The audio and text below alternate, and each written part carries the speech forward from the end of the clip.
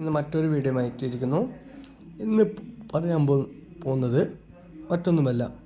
ഒരു കസ്റ്റമർ പറഞ്ഞു, പിന്നെ റാം എൻ്റെ സിസ്റ്റം വളരെ സ്ലോ ആണ്, ഒരു റാം വാങ്ങട്ടെ, ഓൺലൈനിൽ വാങ്ങട്ടെ എന്ന് പറഞ്ഞു. അപ്പോൾ നമ്മൾ വാങ്ങിക്കുമെന്ന് പറഞ്ഞു.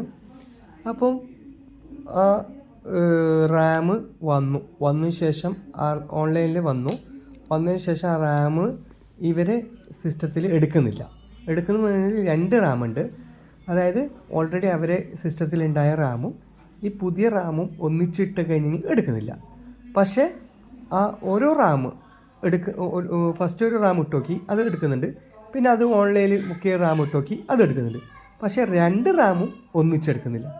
കാരണം മറ്റൊന്നുമല്ല, ഈ റാമിനെല്ലാം സ്പീഡുണ്ട്. ഇപ്പം ഇതിൻ്റെ ഈ 2GB 1RX16 PC3 അതിൻ്റെ സ്പീഡ് നിങ്ങൾ ശ്രദ്ധിച്ചാൽ ഇതിൻ്റെ സ്പീഡ് ഈ 12800U ആണ്. മറ്റൊരു ഇതിൻ്റെ സ്പീഡ് 2GB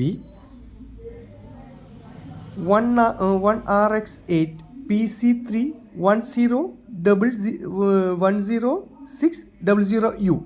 അപ്പോൾ 2 സ്പീഡ് വ്യത്യാസം വന്നു. ഇത് 12800U, ഇത് 10600U. അപ്പോൾ 2 സ്പീഡ് വ്യത്യാസം പറയുമ്പം റാം എടുക്കില്ല. അതാണ് കസ്റ്റമർ പറഞ്ഞ പോലെ ഒരു റാം ഇട്ടുമ്പോൾ മാത്രമേ എടുക്കുന്നുള്ളൂ. പുതിയ റാമും എടുക്കുന്നുണ്ട്, ഓൾറെഡി അതിലുണ്ടായ പഴയ റാമും എടുക്കുന്നുണ്ട്. പക്ഷേ 2 റാമും യൂസ് ചെയ്യുമ്പം എടുക്കുന്നില്ല.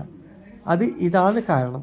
അപ്പോൾ നിങ്ങളെപ്പോഴും ഓൺലൈനിലോ എവിടുന്ന് വാങ്ങുന്ന സമയത്ത് നിങ്ങൾ സ്വന്തമായിട്ട് വാങ്ങുന്നുണ്ടെങ്കിൽ നിങ്ങൾ ശ്രദ്ധിക്കേണ്ട കാര്യം പറഞ്ഞാൽ സ്പീഡ്. അപ്പം നിങ്ങൾ സിസ്റ്റത്തിലുണ്ടായ സ്പീഡ് നിങ്ങൾ ഫോട്ടോ എടുത്ത് കൊണ്ടുപോവുക, അല്ലെങ്കിൽ ഓൺലൈനിൽ നോക്കുക. അതേ സാധനത്തിന് നിങ്ങൾ ഓർഡർ ചെയ്ത് കഴിഞ്ഞെങ്കിൽ 2ഉം നിങ്ങൾക്ക് യൂസ് ചെയ്യാൻ പറ്റും. അല്ലാതെ നിങ്ങൾ ഒരിക്കലും തെറ്റാൻ പാടില്ല. ഇതെല്ലാവർക്കും ഒരു പ്രശ്നം വരുന്നതാണ്. അപ്പോൾ നിങ്ങൾ ദയവേത് അതൊന്ന് ശ്രദ്ധിക്കണം. Okay, bye. പിന്നെ നിങ്ങൾ എൻ്റെ വീഡിയോ കാണുന്നവരെല്ലാം ഒന്ന് സബ്സ്ക്രൈബ് ചെയ്യണേ പ്ലീസ്.